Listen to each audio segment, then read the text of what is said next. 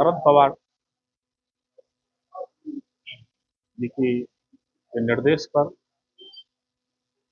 हम झारखंड में अपने जो साथी हैं, जो वफादारी से, जो निष्ठा से और ईमानदारी से शरद पवार साहब के साथ, सुप्रिया सुले जी के साथ लगे रहे हैं, उन्होंने अपनी निष्ठा दिखाई है। उनसे राय मशवरा करने, उनसे झारखंड की स्थिति का जानकारी लेने, झारखंड में ऐसा सब तो हम लोग जानते हैं कि चुनाव आने वाला है, 2 महीने के बाद चुनाव होगा। हमारे संगठन का क्या हाल है, हम कहाँ तक आगे जा सकते हैं और हमारी क्या आगे की भूमिका होनी चाहिए, इन विषयों पर चर्चा और राय मशवरा के लिए हम झारखंड रांची आए हैं। मैं आप सबों को बताना चाहूँगा कि आप सबों को पता है कि कमलेश सिंह जी यहाँ पूर्व विधायक, प्रदेश अध्यक्ष हुआ करते थे। कमलेश सिंह जी ने शरद पवार साहब ने बहुत अपार स्नेह दिया, उनको अपार सम्मान दिया। पार्टी का प्रदेश अध्यक्ष बना करके उनको पूरा सम्मान दिया, पूरा उनका हौसला अफजाई किया, परंतु उन्होंने कठिन परिस्थिति में गद्दारी दिखाते हुए पार्टी के साथ उन्होंने रुखसती की। तो इस तरह का माहौल बनाया गया, इस तरह का माहौल कायम किया गया कि उनके साथ साथ पूरी राष्ट्रवादी कांग्रेस पार्टी चली गई। झारखंड खाली है और शरद पवार साहब के सिपाही यहाँ नहीं। इन्हीं बातों का जायजा लेने के लिए हम आए हैं और आप देख रहे हैं कि उनके साथ कोई नहीं गए हैं। सारे साथी पूरी ईमानदारी और निष्ठा के साथ पवार साहब के साथ राष्ट्रवादी कांग्रेस पार्टी शरद पवार में आज भी मौजूद है और हर तरह का संघर्ष करने के लिए ईमानदारी से तैयार है। हम इंडिया गठबंधन के पार्ट, इंडिया गठबंधन अगर सम्मानजनक समझौता करती है तो हम उसका स्वागत करेंगे। अगर नहीं करती है तो हर एक पॉलिटिकल पार्टी को अपने संविधान के मुताबिक हर एक जगह पूरे हिंदुस्तान में अपने पार्टी के विस्तार का अधिकार है। हम इस संदर्भ में भी अपने सभी साथियों के साथ, हमारे बहुत सारे साथी बैठे हुए हैं प्रदेश के, अलग अलग संगठन के प्रमुख हैं। मौलाना साहब ने भी, अभी शरद पवार साहब ने अपनी पूरी निष्ठा दिखाई है। दिल्ली में हमने इनका ज्वाइनिंग लिया है, इनका इस्तकबाल किया है। सब लोग मिल करके विचार करके क्या भूमिका होनी चाहिए हमारी और हम कितनी मजबूती के साथ अपनी पार्टी को आगे गति दे सकते हैं, इस संदर्भ में चर्चा करेंगे और इस चीज़ को आगे बढ़ाएंगे। आधी चर्चा, कुछ चर्चा हो चुकी है, कुछ चर्चा होगी और फिर विस्तार से आपको आने वाले दिनों में इसकी जानकारी दी जाएगी। जैसे कितनी सीटों को आप लोगों ने चिन्हित किया है?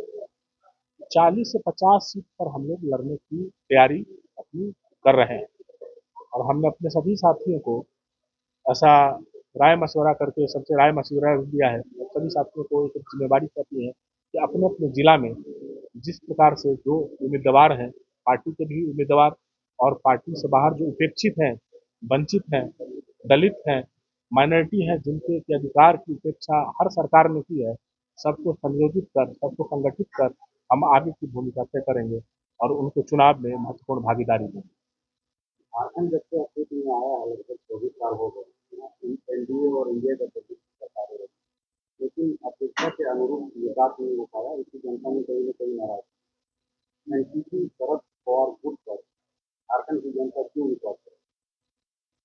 शरद पवार जी का एक पुराना इतिहास रहा है विकास का। जैसे आप सब लोग कहते हैं, बारामती का नाम आप लोगों ने सुना होगा और बारामती का विकास ही नहीं, महाराष्ट्र में आज से 35 साल पहले शरद पवार साहब मुख्यमंत्री हुआ करते थे। उन्होंने समाज के सभी वर्गों को जिस प्रकार से विकसित करने का कार्य किया, उनका सम्मान और उनका हक देने और दिलाने का कार्य किया है, यह किसी से छिपा हुआ नहीं। मैं आप सभी साथियों को बताना चाहूंगा कि महाराष्ट्र में सबसे पहले 33% महिलाओं को आरक्षण हमारे नेता आदरणीय शरद पवार साहब ने अपने मुख्यमंत्री के काल में दिया। अकलियत को भी इसी प्रकार से उन्होंने उत्साहित और उद्वेलित करने का और उनका हक देने का कार्य किया।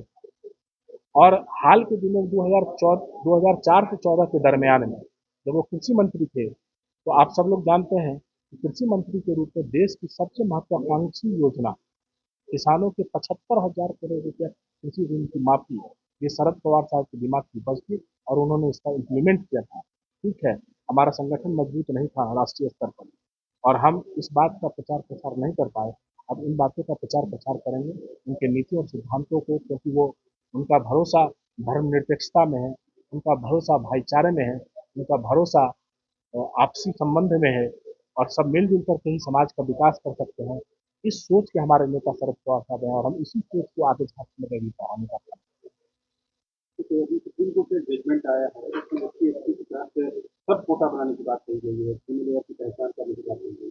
आपकी पार्टी का क्या मंतव्य है कि एससी की तरफ से वर्गीकरण होना चाहिए? मैं एक छोटा सा एग्जाम्पल देना चाहूँगा। आदरणीय रामविलास स्वर्गीय रामविलास पासवान जी के पुत्र चिराग पासवान जी संसद 2 बार सांसद 3 बार सांसद रहे हैं, अभी केंद्रीय मंत्री हैं। अगर उनको भी सुरक्षित सीट से लड़ने की आवश्यकता हो रही है और वो लड़ रहे हैं, तो इसका मतलब क्या है? इसका मतलब ये है, जिनको हक मिलना चाहिए था, जिस वंचित हमारे भाई को, उनका हक मारा जा रहा है। जो आईएएस या जो किसी भी जिन्होंने रिजर्वेशन ले लिया और रिजर्वेशन लेकर के अपने आप को थोड़ा सा उठा लिया समाज के, रिजर्वेशन का जो की जो अवधारणा आई थी संविधान में, आदरणीय अम्बेडकर साहब ने जो दिया था, ये हमारे महान स्वतंत्रता सेनानियों ने जिन्हें देश को आज़ादी दिलाई, उन्होंने जो दिया, वो इसलिए दिया था कि समाज के जो वंचित शोषित वर्ग हैं, उनको उनका अधिकार मिले और उनको उनको भी हम समान और बराबर की भागीदारी में ला करके खड़ा करें। लेकिन आज जो समाज के प्रबुद्ध हैं, जिन्होंने ले लिया है और पीढ़ी दर पीढ़ी लेते जा रहे हैं आरक्षण, वो पुनः लेने का की कोशिश कर रहे हैं। तो सुप्रीम कोर्ट का जजमेंट इस मामले में कहीं न कहीं बहुत ही जस्टिफाइड है और ऐसा होना चाहिए कि जिन्होंने एक बार ले लिया और एक लेवल उनका हो गया, उनको और उनके बच्चों को कम से कम आरक्षण नहीं लेना चाहिए और ऐसे लोगों के लिए छोड़ना चाहिए जो सही में इसके हकदार हैं।